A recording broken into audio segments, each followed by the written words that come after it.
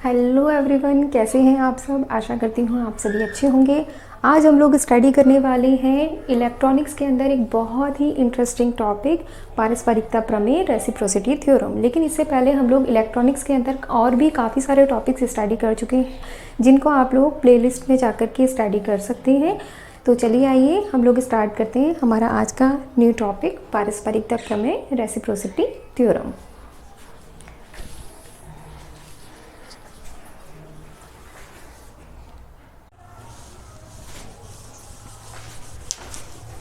देखिए, टॉपिक है हम लोगों का रेसिप्रोसिटी थ्योरम, या हम कह सकते हैं पारस्परिकता प्रमेय। बहुत ही इंटरेस्टिंग टॉपिक है और बहुत ही इजी टॉपिक है ना। देखिए, रेसिप्रोसिटी थ्योरम क्या कहती है, पहले हम उसका स्टेटमेंट देख लेते हैं। देखो बच्चों, ये अपने पास में यूज़ होती है जब अपने को किसी बड़े नेटवर्क में या किसी लूप में धारा का मान ज्ञात करना हो, है ना। जैसे सपोज किया अपने पास में यहाँ पर 3 लीनियर इम्पीडेंस हैं। लीनियर इम्पीडेंस या आप जैसे समझ लो कि अपने पास में 3 रेजिस्टेंस हैं, वो इस कॉम्बिनेशन में जुड़े हुए हैं, है ना।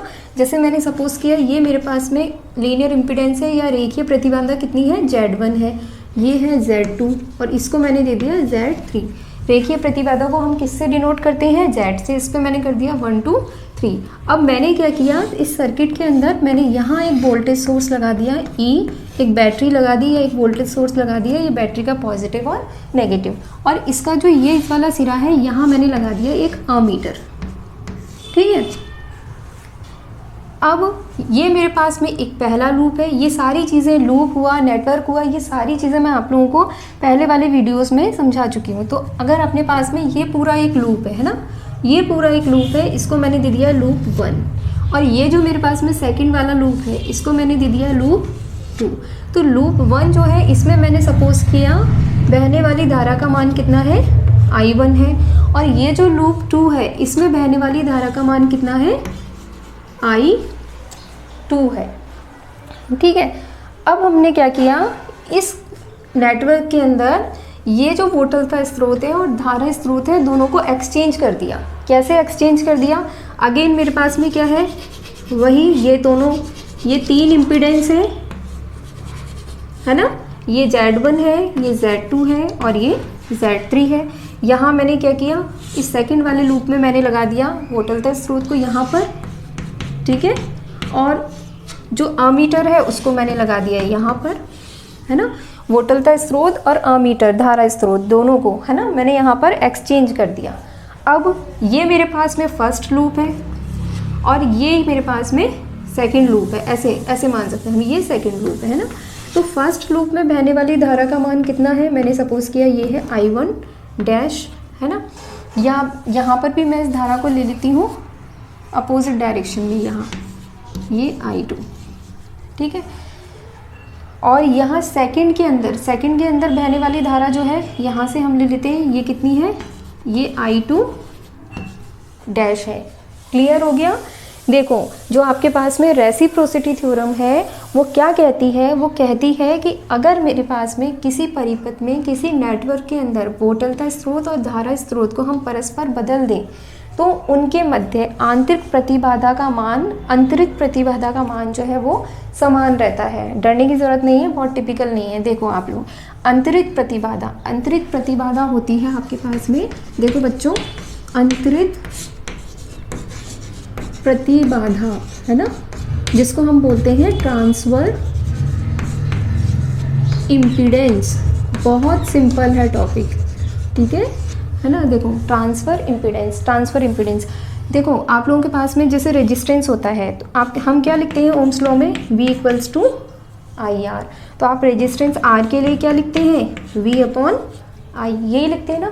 तो यहाँ पर अभी अपने पास में ये प्रतिरोध होता है, ये रेजिस्टेंस होता है। अभी हम लोग किसकी बात कर रहे हैं, प्रतिबाधा की। तो प्रतिबाधा में भी हमारे पास फॉर्म किसकी आएगी, V/I की आएगी। लेकिन ये ट्रांसफर इम्पीडेंस है। ट्रांसफर इम्पीडेंस का मतलब क्या है, परिपथ में उपस्थित वोल्टेज E, है ना। फर्स्ट सर्किट के लिए ले रही हूँ मैं, परिपथ में उपस्थित वोल्टेज E, और दूसरे परिपथ में बहने वाली धारा कितनी है, सॉरी, फर्स्ट परिपथ में, मतलब परिपथ तो हम ये यूज़ कर रहे हैं, परिपथ में वोल्टता कितनी है, E है, और दूसरे लूप में बहने वाली धारा कितनी है, I2 है। तो E/I2 इसको हम लोग डिनोट करते हैं किससे? हम इसको डिनोट करते हैं ट्रांसफ़र इम्पीडेंस से। ट्रांसफ़र इम्पीडेंस जो है उसको हम किससे डिनोट करेंगे? Z से। और Z में ये ट्रांसफ़र इम्पीडेंस इसलिए हमने क्या लगाया? T, है ना। अब हमारे पास में जो वोल्टता स्रोत है वो किस में लगा हुआ है? फर्स्ट लूप में। और धारा किस में है? सेकेंड लूप में। तो हम यहाँ पर क्या लिखेंगे? ZT12। ठीक है। अब सेकंड में लेते हैं। सेकंड के अंदर मैंने यहाँ पर इस परिपथ में जो ये पूरा परिपथ है इसमें वोल्टता स्रोत कितना है? वोल्टता की वैल्यू कितनी है? E है। तो मैंने यहाँ ले लिया है E अपॉन इसके दूसरे लूप में बहने वाली धारा, मतलब जिसमें वोल्टता स्रोत लगा हुआ है वो वाला नहीं, उसके नेक्स्ट वाला। तो यहाँ पर वोल्टता स्रोत तो इस लूप में लगा हुआ है, इसके अलावा नेक्स्ट लूप कौन सा है? ये वाला। इसमें बहने वाली धारा कौन सी है? I1 dash. तो मैंने यहाँ पे कर दिया कितना? I1 डैश, है ना। अब इसको हम लिखेंगे कैसे? देखो, इम्पीडेंस को हमने किससे शो किया? Z से। कौन सी इम्पीडेंस है? ट्रांसफ़र इम्पीडेंस है ना। ट्रांसफ़र इम्पीडेंस है तो मैंने यहाँ लगाया T। ट्रांसफ़र इम्पीडेंस क्यों है कि अगर मैं यहाँ पर E/I1 लेती तो ये सिंपल इम्पीडेंस होता, लेकिन अभी यहाँ पे क्या हो रहा है? ये इम्पीडेंस यहाँ ट्रांसफ़र हो रही है। यहाँ क्या हो रहा है? ये इम्पीडेंस इस सर्किट में यहाँ इस लूप में यहाँ ट्रांसफ़र हो रही है ना। तो यहाँ पर ZT। अब देखो आप सेकेंड नंबर के लूप में लगा हुआ है ना वोल्टता स्रोत, तो हम यहाँ पर क्या लिखेंगे? 2। और उसके बाद में धारा कौन से लूप में? फर्स्ट लूप में। तो इसको हम लिखेंगे 1। ठीक है। तो रेसिप्रोसिटी थ्योरम क्या कहती है कि यदि हम एक परिपथ के अंदर वोल्टता स्रोत और धारा स्रोत को परस्पर बदल दें, है ना, वोल्टता स्रोत और धारा स्रोत को परस्पर बदल दें तो अंतरित प्रतिबाधा का मान समान रहता है। तो अगर अंतरित प्रतिबाधा का मान समान रहेगा तो अपने पास में कितना होना चाहिए? E/I2 equals to E/I1 dash. और इससे अपने पास में कितना आ जाएगा? ये आ जाएगा I2 equals to I1 dash. तो अगर आपके पास में कोई क्वेश्चन इस टाइप का आता है जिसमें वोल्टता स्रोत यहाँ लगा हुआ है या लूप में यहाँ लगा हुआ है, तो आप अपनी सूटेबिलिटी के लिए उसको इंटरचेंज भी कर सकते हैं और उस परिपथ में या उस लूप में बहने वाली धारा का मान भी ज्ञात कर सकते हैं। जैसे आप यहाँ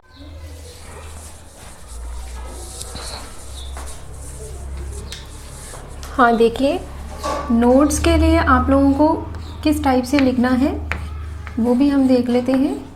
देखिए, ये है अपने पास में पारस्परिकता प्रमेय, रेसिप्रोसिटी थ्योरम। तो नोट्स के लिए हमें क्या लिखना है?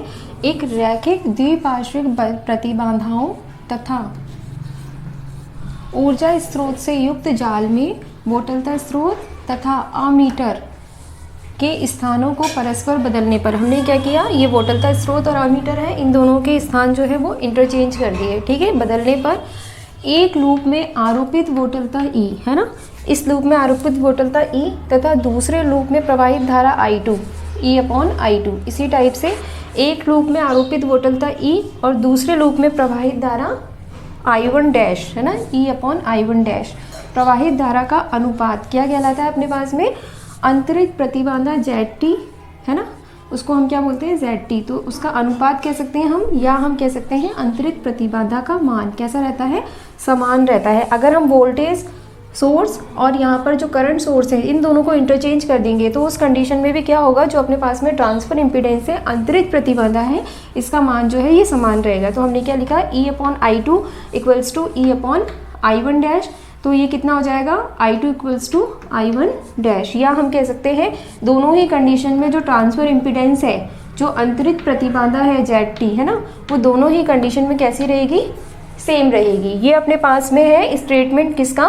पारस्परिकता प्रमेय का। अब हमें क्या करना है? इसका प्रूफ देखना है। हमें प्रूफ करना है इस थ्योरम को, जिसके लिए हम क्या डिराइव करेंगे? हम डिराइव करेंगे I2 equals to I1 dash.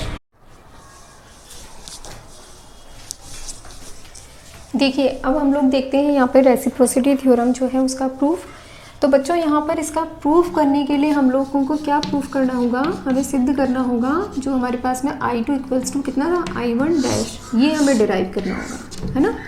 तो सबसे पहले हम लोग देखते हैं कि हमारे पास में कितना था? 3 इम्पीडेंस थी, एक Z1, एक Z2 और एक Z3, है ना। फर्स्ट कंडीशन में हमने क्या किया? यहाँ पर हमने एक वोल्टेज सोर्स लगाया, ये पॉजिटिव और एक नेगेटिव, और यहाँ हमने एक करंट सोर्स लगा दिया, धारा स्रोत लगा दिया, अमीटर।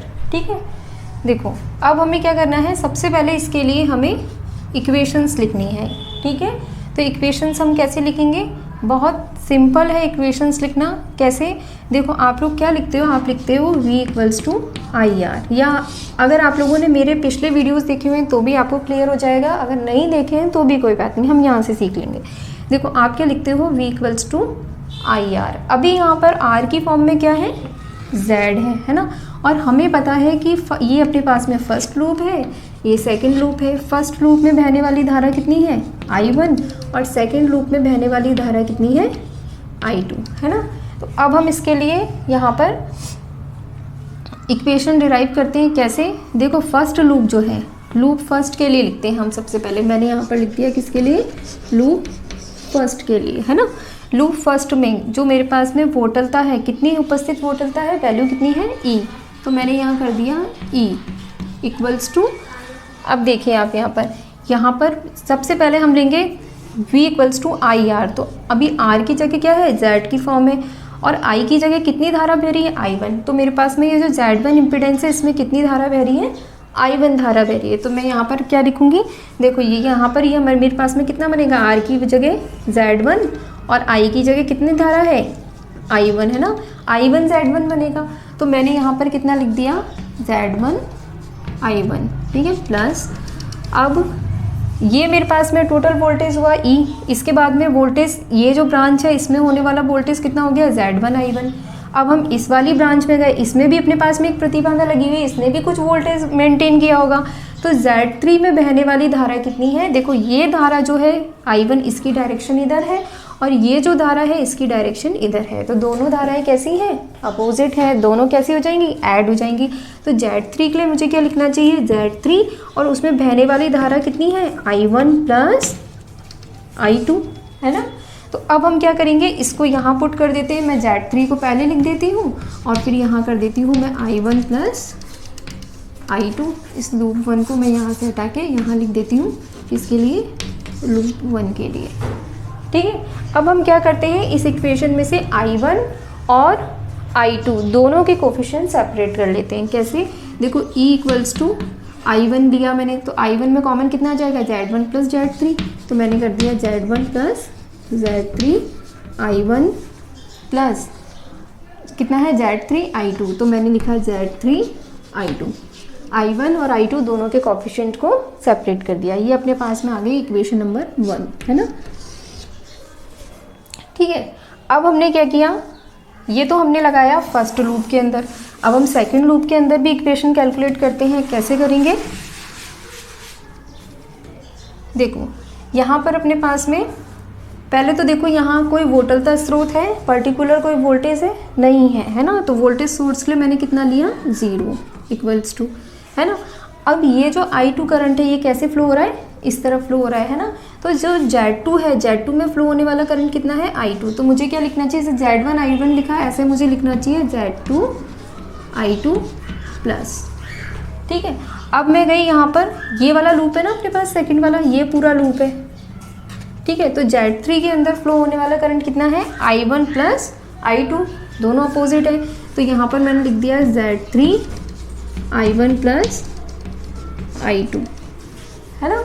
अब वापस हम क्या करेंगे, वापस हम सेपरेट कर लेंगे।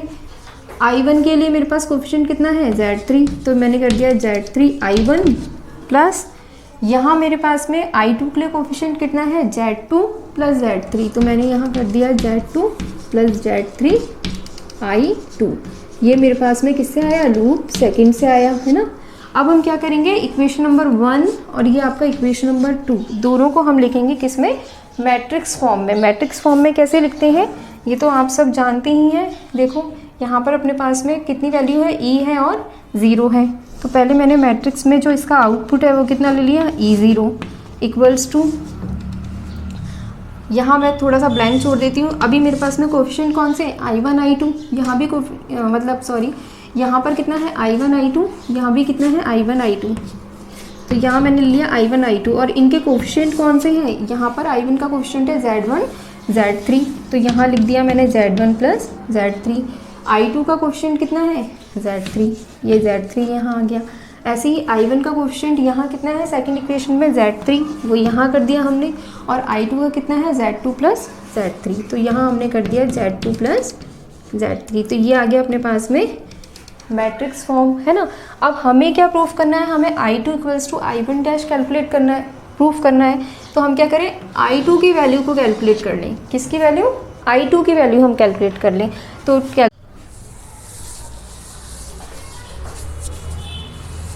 हाँ देखिए I2 का मान ज्ञात करने के लिए अब क्या करेंगे हम, ये I2 इसकी वैल्यू हमें है ना कैलकुलेट करनी है। तो हम क्या करेंगे, ये जो अपने पास में आउटपुट है E0, इसको हम कहाँ रख देंगे, इस सेकंड कॉलम में, और ये जो एलिमेंट्स हैं इनको हटा देंगे, है ना। मतलब इन एलिमेंट्स को हम किससे रिप्लेस कर देंगे, E0 से। अगर मुझे I1 कैलकुलेट करना होता तो मैं क्या करती, E0 को कहाँ रखती, कॉलम 1 में। अब मुझे I2 कैलकुलेट करना है तो मैं E0 को कहाँ रखूँगी, कॉलम 2 में, है ना। तो अपने पास में I2 की वैल्यू जो है वो कितना हो जाएगी, आप लोगों ने मैट्रिक्स सॉल्व की होगी आई थिंक, तो ये कितना हो जाएगा Z1 प्लस Z3, ये Z3 ये एलिमेंट एज इट इज़ आ जाएगा, और ये दोनों एलिमेंट जो है इनको हम रिप्लेस कर देंगे इससे E0 से, है ना। तो मैंने यहाँ रिप्लेस कर दिया E0 अपॉन, फिर उसके बाद में ये जो मैट्रिक्स है इसका हम डिटर्मिनेंट लेंगे, है ना। तो यहाँ पर मैं लिख देती हूँ, क्या आएगा, Z1 प्लस Z3 और कितना आ जाएगा Z3, यहाँ आ जाएगा एलिमेंट Z2 प्लस Z3, ठीक है, ये आ जाएगा। अब हमने इसको सॉल्व किया मैट्रिक्स को, तो देखो ये वाला तो क्रॉस होके 0 हो जाएगा, है ना, मल्टीप्लाई होगा 0 हो जाएगा, और ये कितना आ जाएगा माइनस EZ3, तो मैंने लिख दिया माइनस EZ3, ठीक है। अब आपको क्या करना है, ये वाली जो मैट्रिक्स है इसका डिटर्मिनेंट लेना है, ये हमने डिटर्मिनेंट ले रखा है। तो आप करोगे यहाँ पे Z1 को हमने मल्टीप्लाई किया, कितना आया, Z1 को मल्टीप्लाई किया तो Z1 Z2 और Z1 Z3, मैंने लिख दिया Z1 Z2 plus Z1 Z3 plus, अब हमने Z3 को मल्टीप्लाई किया Z3 Z3 स्क्वायर, तो Z3 Z2 plus Z3 square, ठीक है। अब इसको मल्टीप्लाई करेंगे कितना आएगा, माइनस Z3 स्क्वायर, है ना। पहले इसको मल्टीप्लाई कर लिया, अब इसको किया माइनस Z3 स्क्वायर, तो ये आ गया माइनस Z3 स्क्वायर। अब Z3 स्क्वायर से Z3 स्क्वायर क्या हो जाएगा, कैंसिल हो जाएगा। तो हमारे पास एक सिमेट्रिक इक्वेशन आ जाएगी, Z1 Z2 plus Z2 Z3 plus Z3 Z1, है ना। इसको मैं सिमेट्रिक फॉर्म में लिख देती हूँ, इसको हटा देती हूँ मैं यहाँ से, ठीक है। और यहाँ हम लोग लिख लेते हैं इसको सिमेट्रिक फॉर्म में, Z1 Z2 Z3 plus Z3 Z1। तो ये वैल्यू अपने पास में किसके लिए आ गई, ये वैल्यू आई I2 के लिए। अभी हमने किसकी वैल्यू गेन की है, I2 की। अभी हमें और वैल्यू किसकी कैलकुलेट करनी है, I1 डैश की। I1 डैश कब आएगा, जब हम सर्किट के अंदर E और I की, E मतलब जो वोल्टेज सोर्स E है और अमीटर A है, दोनों की पोजीशंस जो है वो इंटरचेंज कर देंगे, तो हमारे पास में I1 डैश की वैल्यू आ जाएगी इसी टाइप से। तो अब हम उसे कैलकुलेट करते हैं, ठीक है।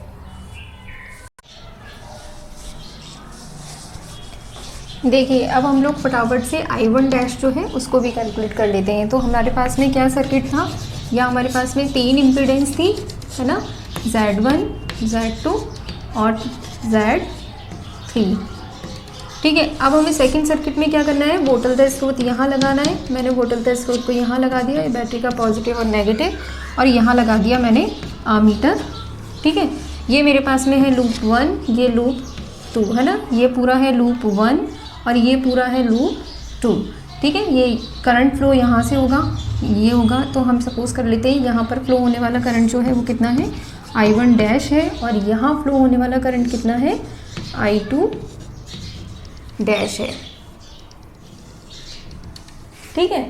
अब हमने क्या किया, वापस से अब हमें क्या कैलकुलेट करनी है, वैल्यू किसकी कैलकुलेट करनी है, I1 डैश की वैल्यू कैलकुलेट करनी है। सबसे पहले हम क्या करेंगे, वहीं दोनों जो लूप है उनके लिए हम क्या करेंगे, इक्वेशंस लिखेंगे। कैसे इक्वेशन लिखनी है, देखो फर्स्ट वाला लूप जो है, ये वाला जो लूप है, सबसे पहले इसमें देखो कोई वोल्टेज स्रोत है नहीं है, तो इसका मतलब वोल्टेज के लिए कितना आया, 0, ठीक है।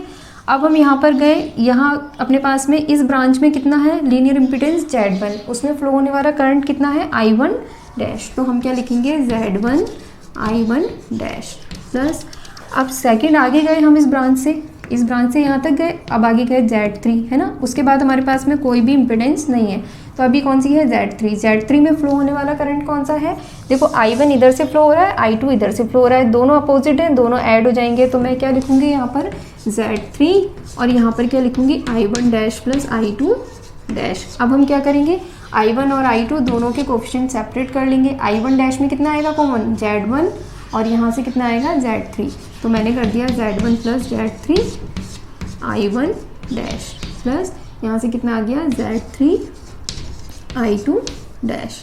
ठीक है, ये आ गया आपके पास में इक्वेशन नंबर 3 है ना। ये हमने किस में लगाया, लूप 1 में लगाया। अब हम लगाएंगे लूप 2 में। लूप 2 में आप देखो यहाँ पर एक वोल्टेज स्रोत है ना, कितनी वैल्यू है उसकी, ई इक्वल्स टू, पहले तो हमने यहाँ देख लिया। अब हम इस ब्रांच पे गए, इस ब्रांच के अंदर अपने पास में इम्पीडेंस कितना है Z2 और इसमें बहने वाली करंट कितनी है I2 डैश, तो हमने लिखा Z2 I2 डैश। इसके आगे हम गए यहाँ से इस पॉइंट तक, जो Z3 में फ्लो होने वाला करंट कितना है I1 dash plus I2 dash, तो हमने लिख दिया plus Z3 I1 dash plus I2 dash. इसके आगे अपने पास में कोई भी एलिमेंट नहीं है ना, तो अपने पास में कोई भी इक्वेशन का टर्म नहीं आएगा है ना।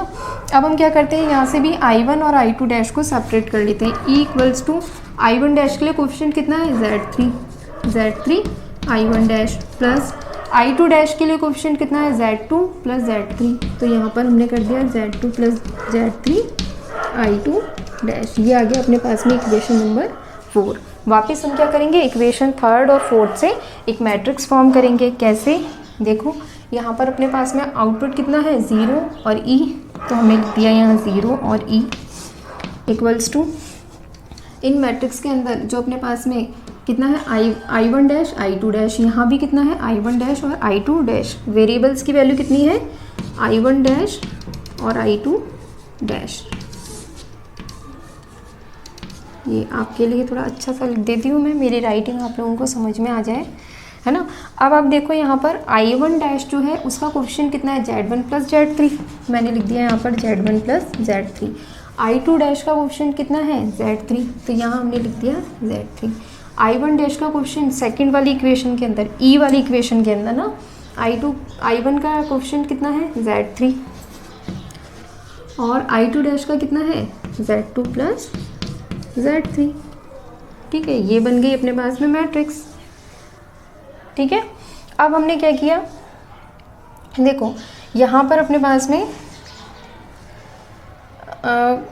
हाँ देखिए, अब हम क्या करेंगे, वापस से हम किसकी वैल्यू कैलकुलेट करेंगे I1 डैश की। तो मैंने आपको बता ही दिया कि जैसे आपको I1 डैश की वैल्यू कैलकुलेट करनी है, तो ये वाला फर्स्ट कॉलम किससे रिप्लेस हो जाएगा, 0E से रिप्लेस हो जाएगा। तो मैंने यहाँ पर कर दिया 0E है ना, और ये एलिमेंट कितने रह गए, ये रह गया Z3 और ये कितना हो गया Z2 प्लस Z3।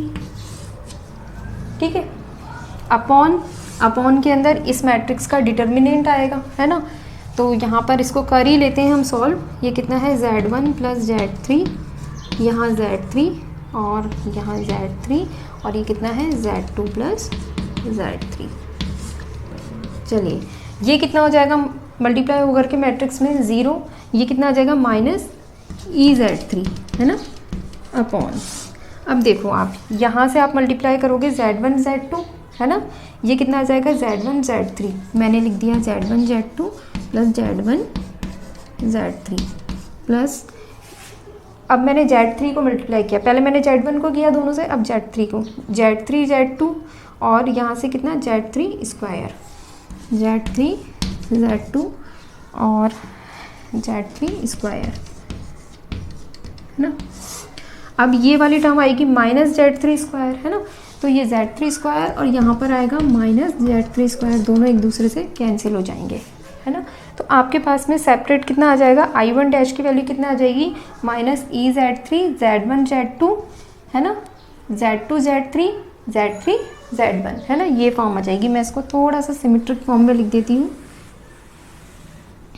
क्या फॉर्म आ जाएगी, Z2 Z3 plus Z3 Z1, ये फॉर्म आ जाएगी किसके लिए, I1 डैश के लिए है ना। अब हम दोनों को देखते हैं, I2 डैश की जो वैल्यू आई थी और जो I1 डैश की वैल्यू आई है ना।